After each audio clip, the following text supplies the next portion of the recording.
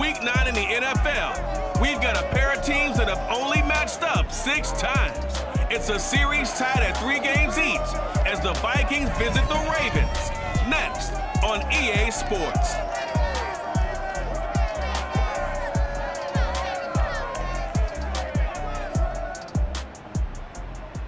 With Chesapeake Bay gleaming in the distance, we are inside M&T Bank Stadium near the Inner Harbor in Baltimore, Maryland. Here's a scene a short time ago. The Ravens introduced to this sellout crowd, and through a sea of pyrotechnics, out they came from the tunnel. We're set to go as the Ravens get ready to match up with the Minnesota Vikings.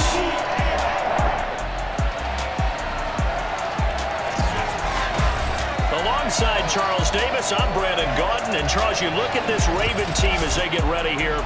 They can't be any better as we hit the halfway mark. A perfect 7-0 on the year. And when we looked at this team in August and we looked at the schedule, we thought they had the potential to get off to a hot start. But I don't think either of us expected 7-0. Meanwhile, for our visitors, the Vikings, we're in November now, so this is where you really need to settle in, start getting down to business. And in baseball, they talk about the dog days of August. November, these are the dog days of football, trying to get in position for the big push.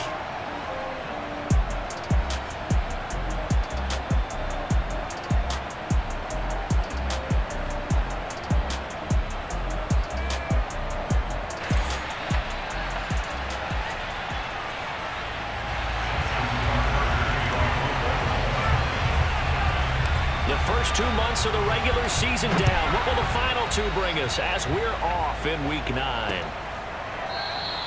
No run back here on the opening kickoff as we'll start at the 25. The Minnesota offense ready to go to work here. Their quarterback in his 10th season overall now, and 4th as a Viking, Kirk Cousins.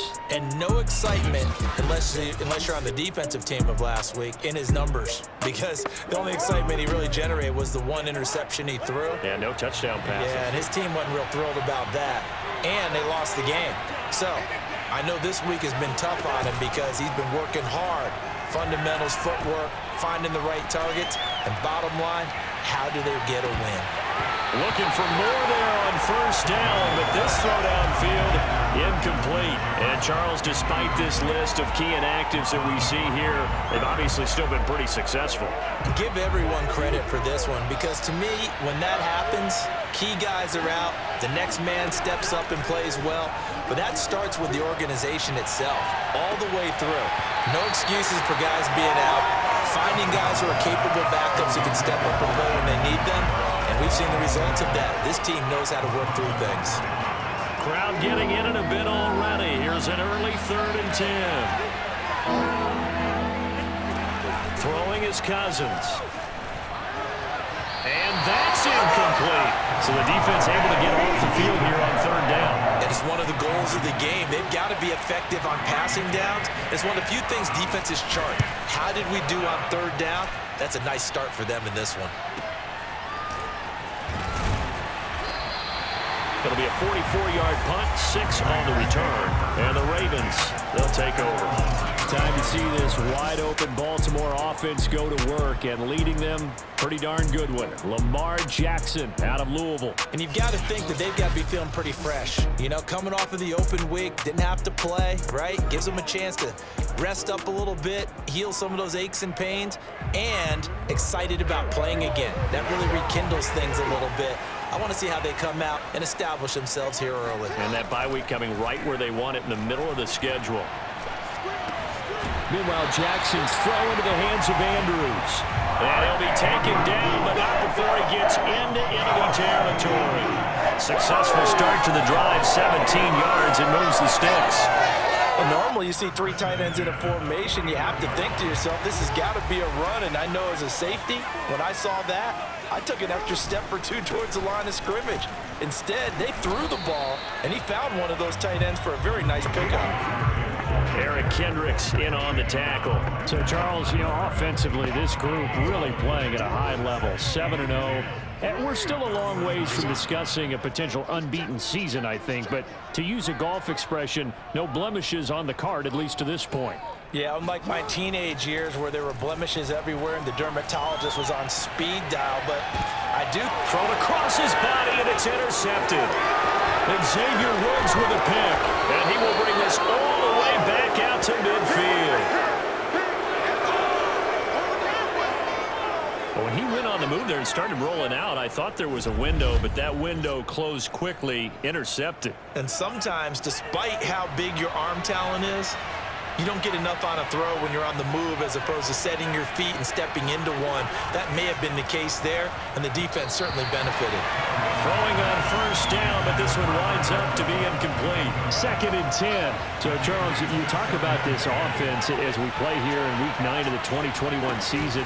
Normally, you're slipping kind of past the halfway point, but now with this... And he fires one that's intercepted. Picked off by Marlon Humphrey. And his guys will take over at the 30-yard line. Well, this had trouble written all over from the start. He's got 2 extra defensive backs in the game he's got to deal with. They're in a dime set. So everywhere he's looking, he's seeing a different color jersey. And sure enough, this one winds up being intercepted. The Baltimore offense at the line, set to get going. And you figure this should be a healthy, arrested, a focused unit, and they're working on a good winning streak. They had the week off last week. This is really a team, Charles, that should be in top 4. I agree absolutely with that. What coaches worry about, what organizations worry about, though, is overconfidence. They've been playing so well, and now they've had that extra time off. And we've seen teams come back off the open week and come out flat. So what a lot of good coaches do is they kind of game plan for that with their teams. On defense, they may blitz more in the beginning to get them going. On offense, they may go more up-tempo. Anything to get them out of that lethargy right at the beginning. To throw again on 2nd down, Jackson.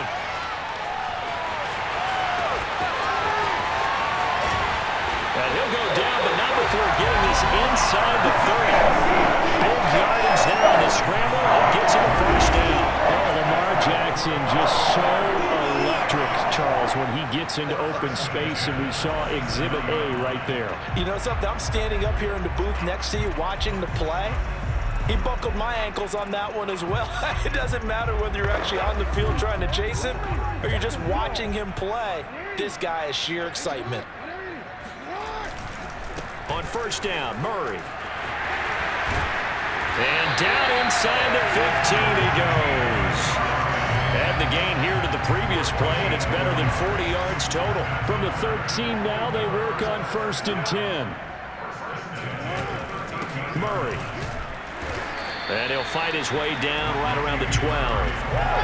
Just a yard on the pickup there, and it'll bring up a 2nd and 9. A 1-yard gain can look like a disaster, but it all depends on how the game is going. Is it a series of 1-yard gains running the ball? If that's the case, you might have to start thinking about throwing it a little bit more. But if it's just the occasional 1-yard run, hey, congratulations to the defense. They won that one. Come back and get them the next time. Call it a gain of 5 that time, and they'll be left with a 3rd and about 4. Now a give. This is Murray. And they'll get him down about 3 yards short of the first. Just a yard on the run there, and that's going to bring us to a 4th down. And the big fella stuffed that one up in a big way. I think doubling him has to be a priority because you can't move up to the next level if you don't take care of him first. John Harbaugh going to roll the dice. They're going for it on 4th down. Here's Jackson. He'll buy some time right. And he'll take it into the end zone for a Ravens touchdown. Lamar Jackson, a 6-yard touchdown run. And the Ravens have taken the early lead. Well, this defense, so many things to worry about in the red zone area, but you'd have to almost think that Lamar Jackson running the football, that might be number 1. It should be number 1. And in this portion of the field where things shrink a little bit, because the receivers can't run past anyone because they'll run out of real estate, you should have all eyes on Lamar Jackson when the ball is snapped and try and keep him back in the pocket. Yeah, I don't think that they were surprised he was running it there. They just couldn't stop him, and he ends up in the end zone. And no return here from Westbrook. This will be a touchback. And now out comes Minnesota. They threw an interception the first time they had the football, wound up leading to a touchdown the other way. How do you approach drive number 2? Going back to your game plan coming in, everyone has matchups that they like better than others, where they think they have an advantage. Dial up some of those plays. Try and go to those spots and get your offense moving. 2 yards on the pickup there. It'll be 2nd and 8. Cousins gives way to Cook. Look at those stick skills. 9 yards to pick up there, and it's a first down. And that's why Dalvin Cook is the Minnesota Vikings feature back. You put the ball in his hands, good things happen. 2nd in the NFL last year in rushing with 1,557 yards, and that's now back-to-back 1,000-yard seasons with 30 combined total touchdowns. What a player is Dalvin Cook. After one, 7-0 on EA Sports.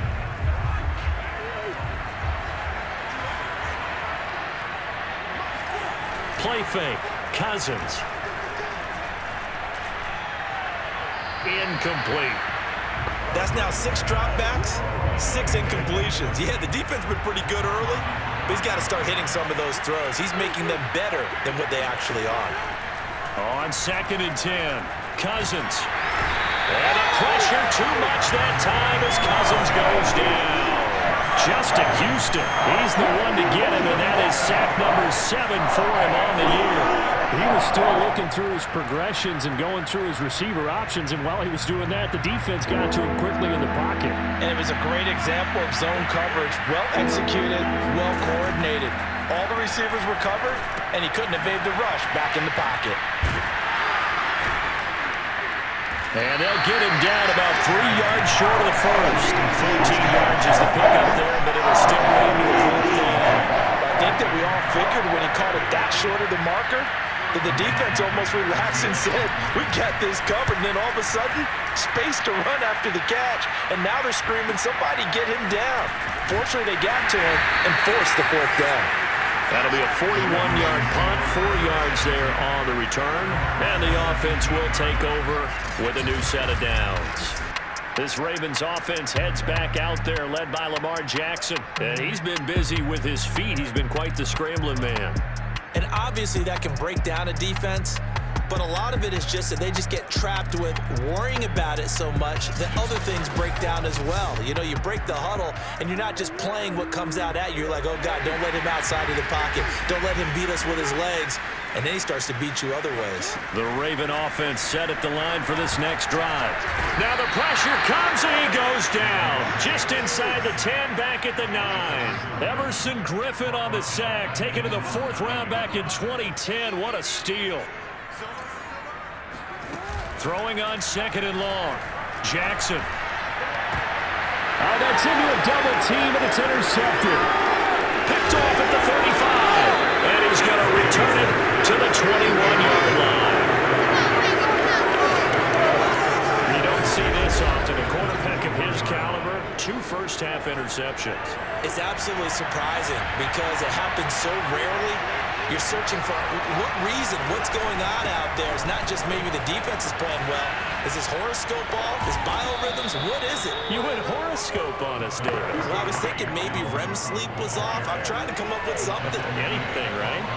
9 yards is the pickup there, and they'll have a 2nd and 1. Offensive line wasn't set. There's the flag, and 5 yards back they go. Quarterback has to look around and make sure that his team is ready to go.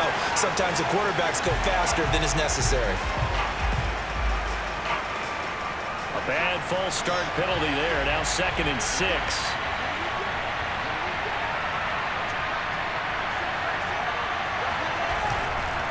Handoff comes to Cook. Able to fight for about 4 yards there to the 13. Typically, we think it's the strong safeties that are better tacklers, especially closer to the line of scrimmage amidst traffic. But in this case, how about the free safety coming up and making the big-time play? And he's got the first down as he gets it to the 8. So it's pretty simple, partner. You pick up a turnover, set you up in excellent field position. The last thing you want to do is go 3 and out in this spot. Yeah, they would have had to settle for a field goal attempt, but now they keep those touchdown hopes alive. A gain of 7 that time. 2nd goal.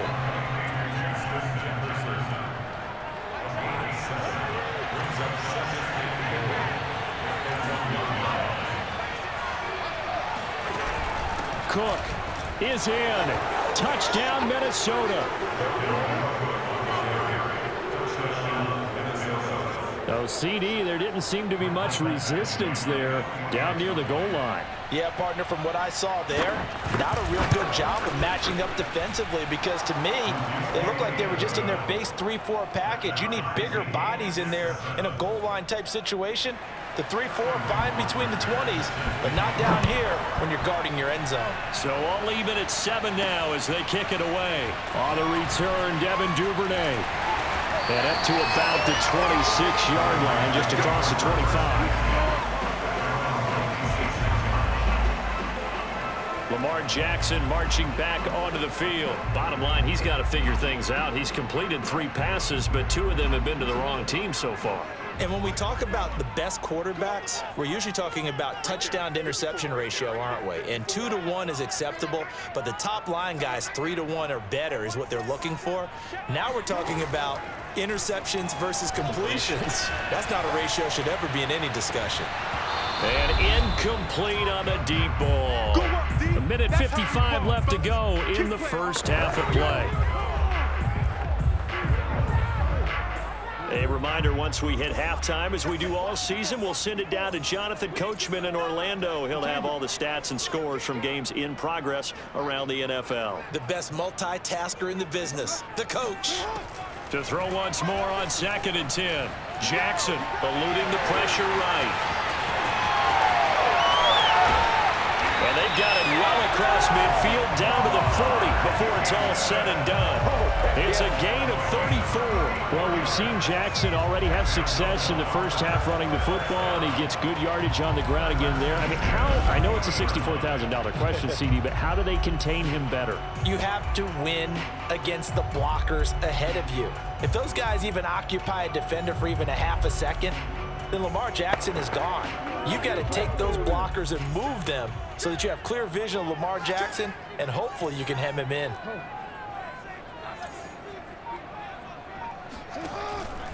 On first down, Murray.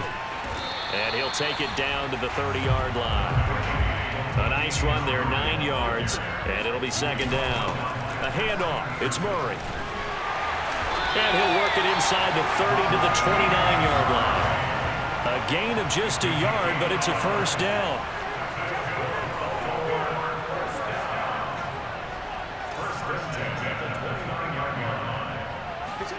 Jackson sliding out of the pocket.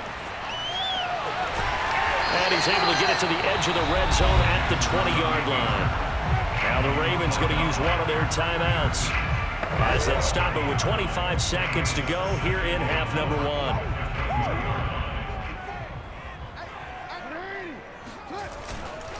Now a 2nd down run for Murray.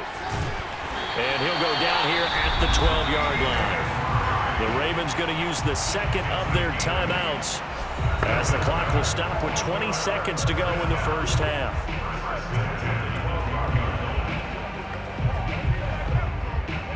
From down at the 12, it's 1st and 10. From the gun, it's Jackson rolling to his right. And he'll be out of bounds. A nifty bit of scrambling there. 12 yards, first down. Well, another fine run right there for Lamar Jackson, and CD, that one puts him over 100 yards now for the ball game. And remember when all we talked about were 100-yard games from running backs? That when a quarterback did it was a surprise? Well, Lamar Jackson, that's part of the pack. And he will take it in for a Ravens touchdown. Latavius Murray as the first half is winding down, and the Ravens have taken the lead. Well, nothing fancy there, Charles. You had 3 tight ends on the field. They were going to run the football. The defense knew it, but the defense couldn't stop it. And I haven't met an offensive line yet that doesn't get more satisfaction out of running the football into the end zone than pass protecting. They had determination on their side, and they got it done.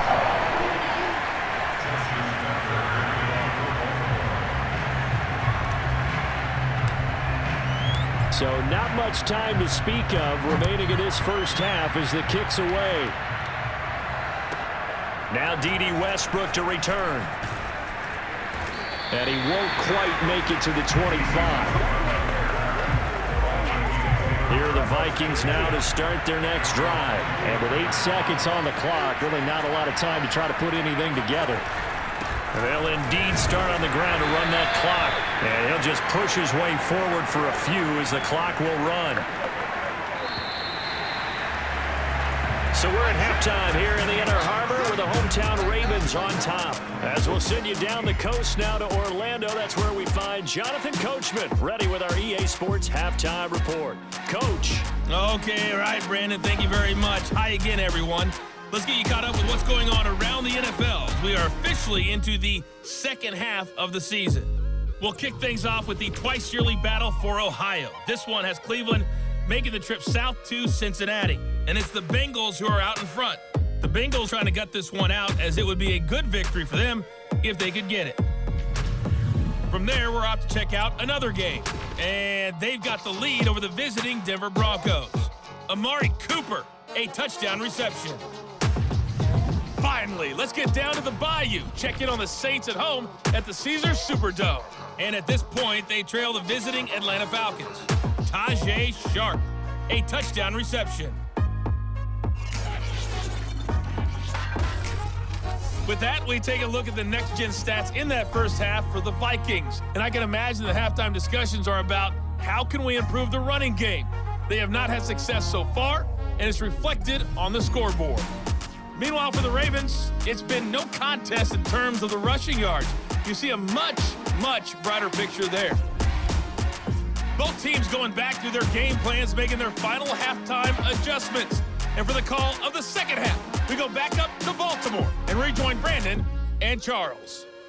Okay, Coach, thanks as always. This one's still anyone's game as we welcome you back for quarter number 3. And a fair catch signaled for and taken successfully. The Raven offense set to start this third quarter. And, Charles, they've got the lead. I would imagine the overall halftime tone was a positive one, but what do you think the talking points were in the locker room? Well, if there were 3 talking points at the half, partner, all of them were about turnovers because they were pretty loose with the ball. Otherwise, this lead could be even bigger.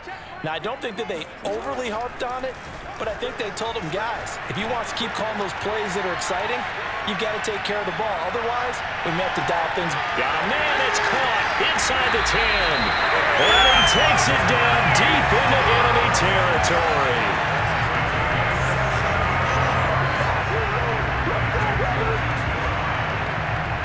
Well, for Lamar Jackson, we know all about how dangerous he is running the football, but he can really sling it as well, and he connects on a big one there. And how about how he improvised right there, because he got flushed out of the pocket, locked eyes with his wide receiver, who knew to just keep running. And he was able to lay that one out there for him to run under. And the final number on next-gen stats, how about this? 71 yards through the air. Well, that didn't take long. One play, and we're already looking at a first-and-goal situation. Murray diving for the end zone, and he is in. Touchdown. So it was the passing game that got him down here, but closer to the goal line, it's the running game that gets him home. Certainly appears that they lulled the defense into thinking that the passing game was going to be it the entire drive. Nice change up there going to the running game to get him over the goal line. And it's no good. It has not been his day. That's the second extra point he's missed so far. Now he's back out there to boom this one away, maybe with some frustration after the PAT miss. And no return here from Westbrook. This will be a touchback. It's the Vikings' turn on offense. We get ready for their first possession of the second half. And their deficit a little wider than it was at halftime. Does that touchdown a minute ago change the thinking here at all? I think it does, at least a little bit, because now urgency has to start setting in. You can't go out there and go 3 and out and run the risk of falling behind substantially, but you have to do it without pressing, because pressing, that'll lead you into bigger errors. Second down, they go right back to Cook. And he'll be tackled at about the 35. 40 yards rushing for him now to this point. This offense in desperate need of a conversion as they come up on third down. A 10th carry in the game for Cook. And Cook was fighting for it, but I don't think he got there. No gain on the play there. Nice job defensively. And it likely forces a punt situation on fourth. And here's Hoffrichter now, the punter, as he sends this one away. 42 yards on the punt, just 2 on the return. And that will come the offense as they take over. And Baltimore's offense set for this next possession. And for them, a touchdown their last go-around. Obviously, they'll be hoping to do that again. And when you start plotting for this drive, when you start thinking to yourself, okay, what are we going to do? You don't go away from what you did before because that worked, but you have to be prepared for wrinkles and counters because you know they'll make some adjustments. Dancing to his left. And he takes us up to the 40-yard line before being corralled. Now whistles and a timeout. Looks like we've got a Viking slow to get up. While the trainers take a look, we'll step aside. So quickly all the way up at the 40-yard line. Off the play fake. Here's Jackson. Flushed out right. On the run, he'll let this go deep right side. And that'll be caught. Touchdown Ravens. It's Hollywood Brown. Hollywood Marquise Brown. His 9th touchdown of the season. And the Ravens are able to strike quickly to add on to their lead. As he was shuffling right out of the pocket, you could just tell he was going to take a shot downfield. He had his eyes down there the whole way. He certainly did. He wasn't taking off to go, right? When he was flushed from the pocket, a lot of times you see him, eyes will drop, ball will get tucked, and he takes off, becomes a running back. But as you noted, stayed alive as a passer, tremendous body control, and a pretty good arm there, too. And this is going to be caught. It's good. And that extends their lead by 2 more. So they go with a pass, and it works there on the 2-point try. Charles, just in general, what are your thoughts passing versus running on 2-point conversion? Situational? It is situational. You have to know your team. What is your strength? Because so many people think you have to throw the ball on a 2-point conversion, but the stats will tell you that running it is about as proficient. So know your team and go to your strength. And no return here from Westbrook. This will be a touchback. And out now come the Vikings. They're down 3 touchdowns to this point, needing to put something together as they have it 1st and 10. Here's Cousins. That one complete to D.D. Westbrook. And he's taken down, but able to slip across the 35. The drive starting with a 1st down, 11 yards on that pickup. Now Cook running right. And unable to get downhill there, so he'll take this up to about the 37. It was Chuck Clark coming up to make the tackle. Here's 2nd and 9, just a yard on that last run. Working out of the gun, Cousins. And this one is incomplete.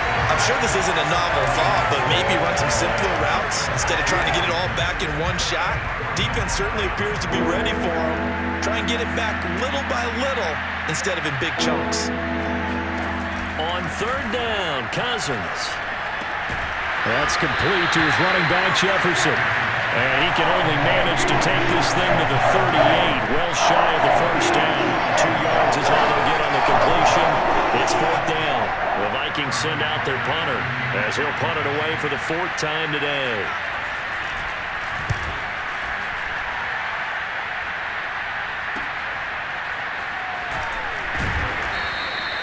It's a 45-yard punt, then 8 on the return. And possession will switch hands, 1st and 10. And the offense for the Ravens returns to the field. And now you've got the clock winding down here in the 3rd quarter. You're 3 scores to the good. What's your approach on this drive? Too early to fully commit to playing the clock game. Yet at the same time, you're also not going pell-mell like you would in 2-minute offense. This is what NFL offenses call 4-minute football. Take the clock out of the game a little bit, wind it down, but at the same time, keep advancing the ball down the field.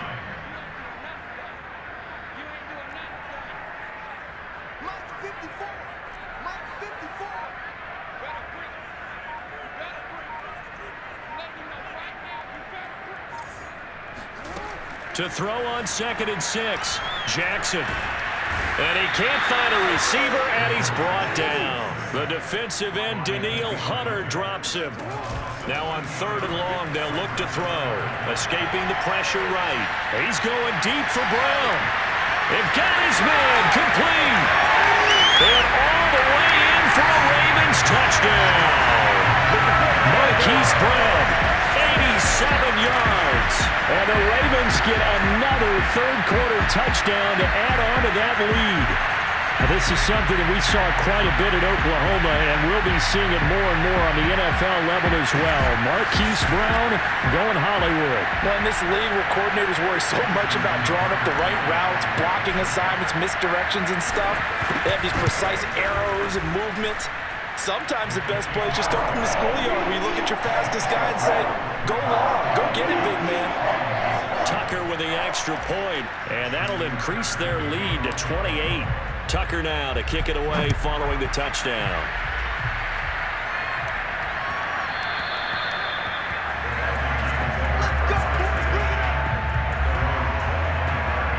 The Vikings ready to go again on offense. These guys had to punt their last possession, and that's become too familiar of a refrain. Too many of these drives just wound up going, nope. And the pressure too much that time as Cousins goes down.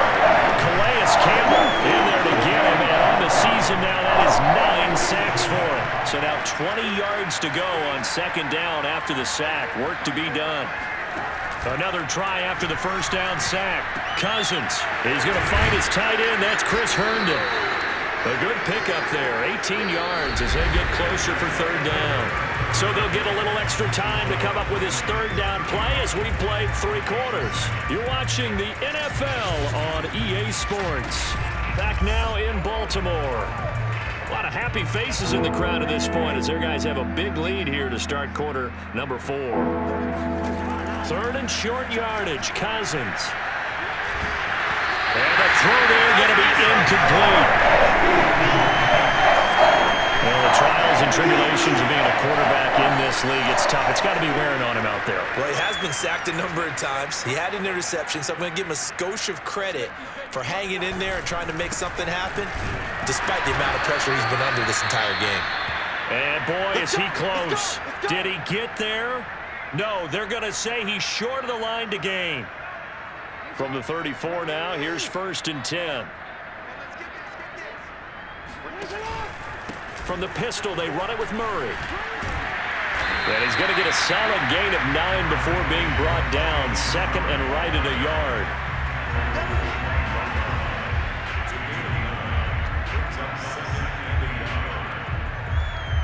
The previous run, good for 9. Here's 2nd and a yard. Again, it's Murray. And he'll go down here right around the 23-yard line. And Brandon, this is where it pays to have a big backup to take over a football game, especially in the 4th quarter when you've got the lead, your ability to not just wear people down, but close games out. They'll run on 1st down. It's Murray, and he'll manage to pick up about 4. It's 2nd down. Brandon, I've got to think this offensive line has got some smiles on its faces. And I know it sounds crazy, but they practiced for this back in training camp. They knew they'd be in situations where it'd be extra defenders in the box coming after them, trying to keep them from locking down a game. Right now, they want to show the world they're up to the challenge. From the 13 now, they work on 1st and 10.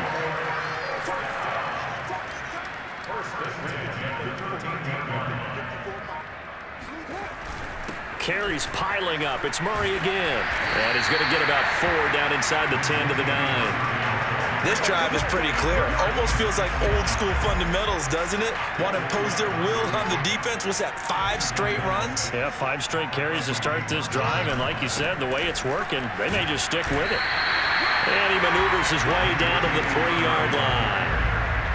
And now they're in the hurry-up.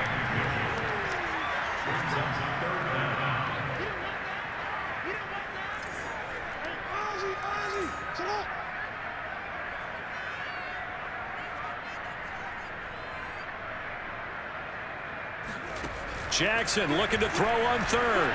Flush to his right. To the end zone, but it's incomplete. And we are inside of 2 minutes left in this lopsided affair. So it's Raven football here as we welcome you back. They've got a 4th down here in a game that looks to have been decided already. And he'll be taken down, but he does have first down yardage. They only got a couple, but a couple's all that they needed as they convert on 4th. Again, it's Ricard, the fullback. And they are going to score again. Yet another touchdown as they just add to their totals. Well, business as usual for them. Well on their way to another victory. Riding a serious wave of momentum from what we've seen. And so far, they haven't met their match. So if you're going to play this team in the future, your mission is clear. You better be ready to play and match their firepower. Tucker able to connect on the extra point, and the lead will swell by 1 more. That time, a 9-play drive, and it's capped off with a Ravens touchdown. And the Vikings able to recover. The hands team does its job. 4th quarter, they felt like they needed the football back. Unfortunately, they couldn't get it. And I know we brought analytics into the game, and someone has said here that the data says that when a team's expecting an onside kick, 80% of the time, the team expecting it, they do actually recover the ball, which is what we saw here. I just wonder if that number is much more of a anecdotal type of a number, kind of like when the coaches tell us, well, when you score on special teams, 93% of the time you win the game. I'm still waiting to see that number is empirical. And that is incomplete. Oh, he had it and dropped it. That is an unforced error there, and it takes away what could have been a touchdown. If they want a first, they need to get the football to the 32 here on 3rd down. Cousins. He's going to go up top again. And it's intercepted at the goal line. It's Chuck Clark picking it off. And a great return as he's up close to the 40-yard line. CD, this defense, man, at this rate, they're just having fun out there right now. And normally with this type of a lead, if you're a starter on defense, you're saying, hey, let the other guys play. But with this going on, no one wants to come out of the game. They all want their shot at picking off a pass. Baltimore about ready to go on offense. And it would appear that the open week a week ago came just at the right time as they have dominated the proceedings here into this 4th quarter.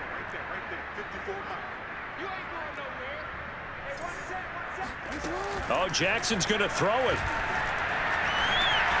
Eluding the pressure right.